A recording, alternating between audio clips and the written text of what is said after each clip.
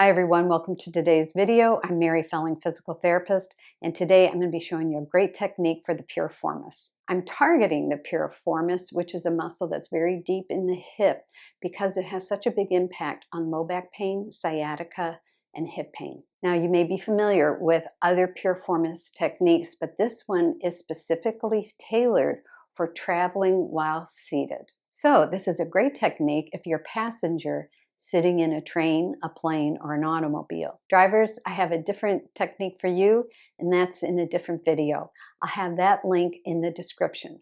All right, let's get started. So you're seated, whether you're in a plane, train, or automobile, and all you're gonna do is cross one leg over the other thigh. It's kind of putting your ankle area across the other thigh, so I'm not over like this. So you're making that figure 4 position. So you're gonna have a nice tall spine.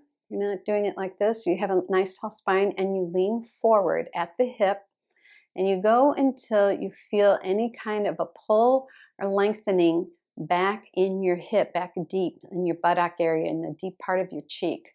And as you come forward, and when you feel that, you're coming to the end of the slack, and it almost feels like once you're at the end of the slack, to go further forward, you'd have to muscle it. So just take the slack out. And then you can have your hands here. If you have a lot of mobility, you might be all the way like this. I'm very tight back in my piriformis, so this is about the end before I feel a lot of tension. If you also have tight IT bands or hamstrings, you will feel a little bit coming down your thigh or the back of your thigh. That's okay. And then once you're in this position, this is where you hold it. If this triggers some sciatica, just come off a little bit, just to the point the sciatica is not triggered, and just hold there. You will be still effective. All right, so we've got our timer going.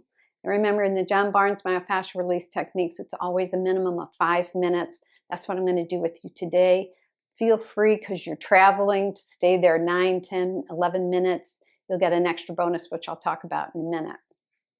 So in this position, my spine is nice and tall. I've leaned forward, and I'm doing one more thing.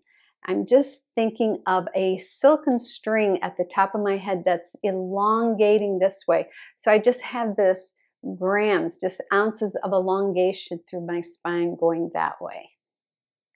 So I'm not straining at all. It's a very gentle kind of elongation.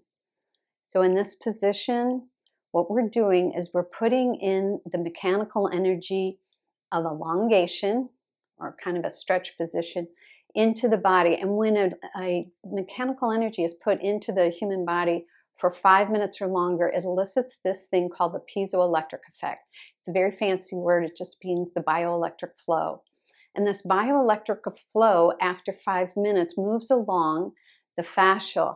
The fascia is kind of like the copper wire in our body. So now at 5 minutes, you've got this copper wire that's moving moving the mechanical energy, the piezoelectric effect through. What happens when it comes to areas that have been injured, so where you might have had overuse, repetitive use, or a direct injury there, or maybe it's an area where you keep a lot of stress, that area has become dehydrated, bound down, gets kind of thick and gluey in that area, and so it loses its mobility, you lose flexibility in the area. It creates pain because there's pressure from that glued down area. And when the bioelectric flow gets to that area, it rehydrates it, it elongates it and softens it. So you have a lot of the release of the pain because you don't have this crushing pressure from that myofascial restriction anymore. So as you're there, you're elongating, put on some nice music, stay aware of your body, because you don't want to start doing this kind of a thing, because then you lose it. You'll lose that momentum of building or eliciting the mechanical energy. And by the way, when I talk about that 5 minutes minimum of elongating, it has to be uninterrupted. So I can't be here for 4 minutes and then go, oh boy, I didn't like that. I'm going to do something else. You have to stay in it for a minimum of 5 minutes. If you stop, the clock starts over. If you're uncomfortable anywhere, help yourself. If you have a bony ankle and you're starting to feel discomfort here, make sure you have a folded cloth. Just take a a sweater or piece of clothing. Put it on between your thigh and between your ankle so you're comfortable. Always check and make sure you're going to be as comfortable as possible as if you're going to stay there for an hour. All right, so we're past our 3 minutes. We're in our 4th minute here. And as you're here, you might feel like you're elongating. You might feel like, well, I feel like I could go a little further forward, or I feel like I could elongate that way. Okay. Allow that to happen. If you feel softening, if you feel like a taffy pulling kind of sensation, butter melting sensation, and you feel you can go further, that's great. Do that. Allow that to happen, because as you move into the new range of motion that the softening of the muscle and the fascia have given you, you want to maintain that mechanical energy at that new end length. Now, for some of you, you'd be able to get all the way down here. That's fine. For some others, you might be just coming forward a little and it triggers a nice pull or tightness in your hip. So everybody's body is different. So you're going to be at different positions at different times. But keep doing this for a minimum of 14 days in a row. And it'll not only help prevent any sciatica buildup or any low back or hip pain from coming up because of traveling, but it will also help take care of the stuff that's already been there.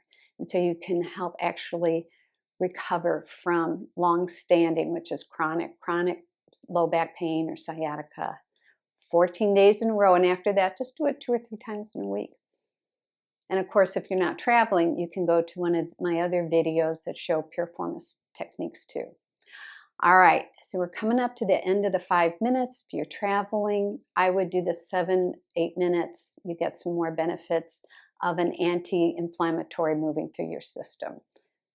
All right, I'm going to come back off.